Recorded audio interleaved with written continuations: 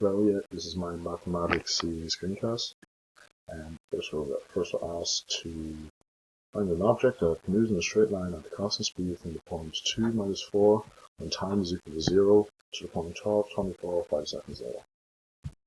So as you can see here, first you have to get the slope of the line. So we use the formula y2 minus y1 over x2 minus x1. From the points 24 minus 4 and 12 minus 2, which gives you a slope of 2.8.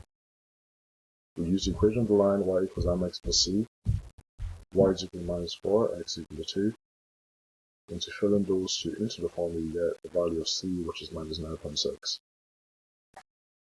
So we leave the x value as it is, and the y value is equal to 2.8x minus 9.6. We put them in terms of t, so we put t as the x value and then 2.8t minus 9.6. Next we're asked to get the speed.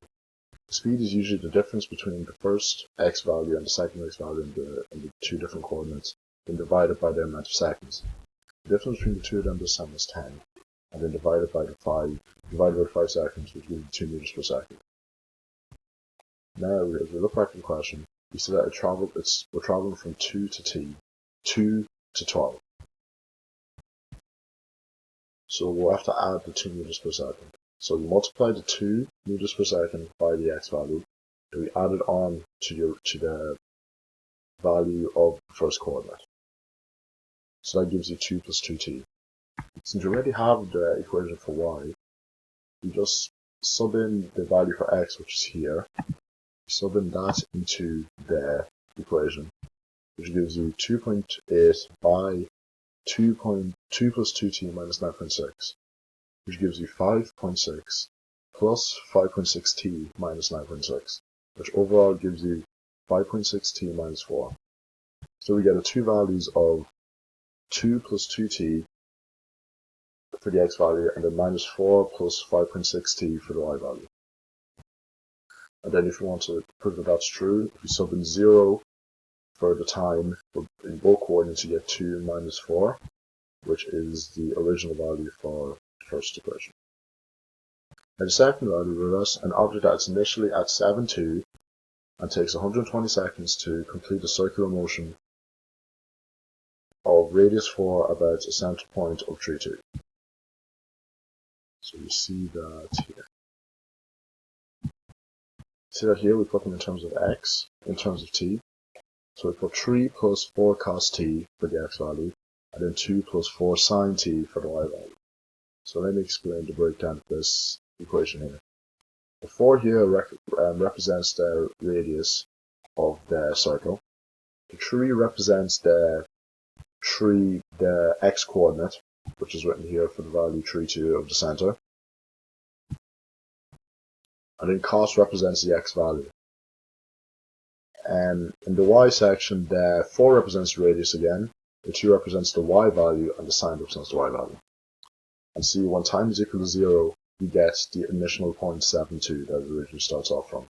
Then, going down in multiples of 5, it goes down to 120 seconds, which gives you a circular-like motion, as it is here.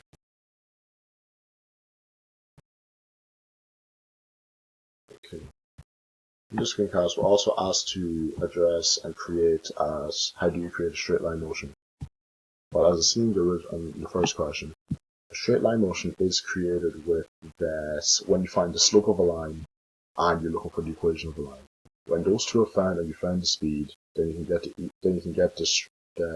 can create a straight line motion very easily, because you just sub in values into the x and y and then solve them for whatever numbers that you need to.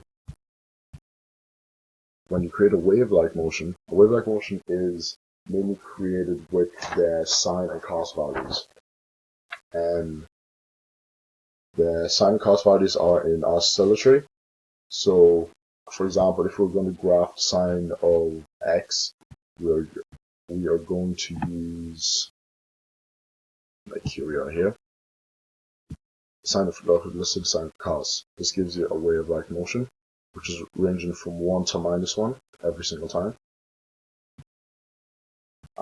Because this basically makes a 360 degrees rotation when it goes from 1 to minus 1 to 1 to minus 1. And to create a circular motion, we need to find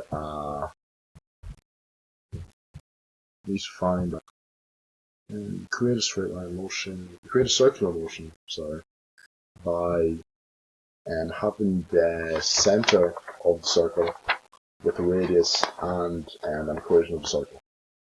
So the equation of the circle can usually be a cos y or a cos or sine in respect to time. So as you can look at an example here, we have the sine of t and the cos of t.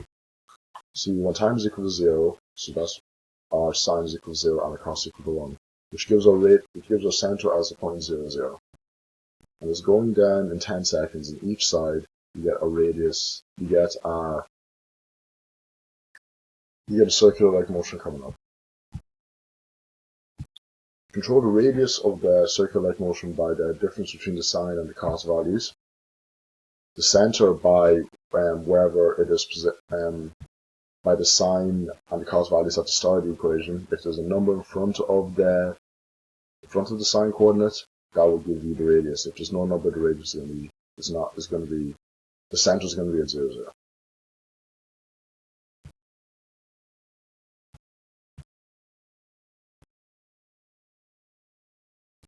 And then that is it. Here is all the rest of the tasks, which show the wave-like motions, the circular-like motions.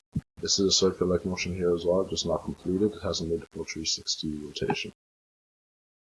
And here's a wave-length motion, and there's a straight line motion, and a straight line motion, and back to our original equation.